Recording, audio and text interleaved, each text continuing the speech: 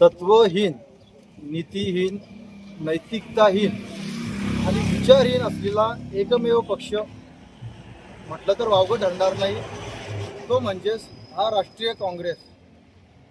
म्हणजे कसा पक्ष आहे हा? तर गोलमाल पक्ष आहे. गोलमाल म्हणजे काय? तर परिस्थितीनुसार निर्णय बदलवणारा, कधी ह्या तबल्यावर हात ठेवणारा, कधी त्या तबल्यावर हात ठेवणारा. पण कधीपासून ही सुरुवात ही 1885 पासून अशी सुरुवात आहे असं आम्ही ऐकत आलेलो आहे आणि मागच्या काही काळापासून आम्ही बघत आलेलो आहे. जसं की कधी लगेच गुजरातची निवडणुका लागल्या, यूपीच्या निवडणुका लागल्या की लगेच त्यांचं जनयू बाहेर येतं. तिकडे बंगालच्या निवडणुका लागल्या, कर्नाटकच्या निवडणुका लागल्या की त्यांचा कम्युनिस्ट आणि डाव्या विचारसरणीचा विचार बाहेर येतो. आणि असंच एक ज्वलंत उदाहरण आता आपण 15 ऑगस्टला सगळ्यांनी बघितलेलं आहे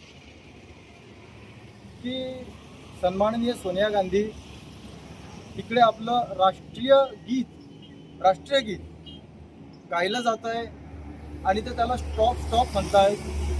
तेव्हा प्रश्न पडतो की यांना राष्ट्रीय विषयाचा इतका तिरस्कार काय आहे? पहिला तिरस्कार तर त्यांचा राष्ट्रीय फुलाला आहे.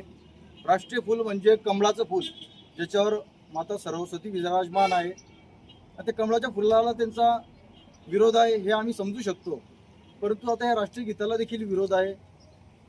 आम्ही असं ऐकलं होतं की सगळ्यात पहिले जेव्हा चट्टोपाध्याय यांनी हे गीत गायलं म्हटल्यापेक्षा लिहिलं होतं आणि लिहिल्यानंतर 1896ला पहिल्यांदा कलकत्त्याच्या काँग्रेसच्या अधिवेशनात हे म्हटलं गेलं होतं. हरकत नाही, चांगली बाब आहे. जी चांगली बाब आहे ती चांगली म्हटल्या गेलीच पाहिजे. पण जेव्हा नंतर इतिहास डोळ्यासमोर येतो तेव्हा लक्षात येतं की 1937 पर्यंत विषय ठीक होता, पण 1937 नंतर फक्त पहिल्या 2 कळव्यांनाच अनुमती देण्यात आली आणि नंतरचे कळवे त्यांच्याकडनं बाद करण्यात आले. मग असं काय घडलं होतं? तर 2 गोष्टी प्रकर्षाने लक्षात येतात की 1885ला काँग्रेसची स्थापना झाल्यानंतर 1905 की 6ला मुस्लिम लीगची स्थापना झाली होती. बरं का झाली असेल? निश्चितच यांनी काहीतरी वावगं केलं असेल, यांनी काहीतरी मनात वेगळं असेल पण दाखवण्याचा प्रयत्न वेगळा केला असेल आणि म्हणून मुस्लिमांना त्यांच्या हितासाठी मुस्लिम लीगची स्थापना करावी लागली. म्हणजे पहिले कदाचित ह्या तबल्यावर हात होता, मग ती स्थापना झाल्यानंतर आता त्या तबल्यावरचा हात जाऊ नये म्हणून त्यांनी 1937ला तो निर्णय घेतला असावा का? तर निश्चित घेतला असेल. कारण 33ला ठराव पास झाला होता, विषय मांडण्यात आला होता की देशाची फाळणी झाली पाहिजे धर्माच्या आधारावर. आणि धर्माच्या आधारावर एका विशिष्ट धर्मीय लोकांना त्यांचा देश मिळाला, ठीक आहे. तो संशोधनाचा बाब आहे की तो आनंदाचा विषय आहे का दुःखाचा विषय आहे? आमच्यासाठी तरी तो दुःखाचाच विषय आहे.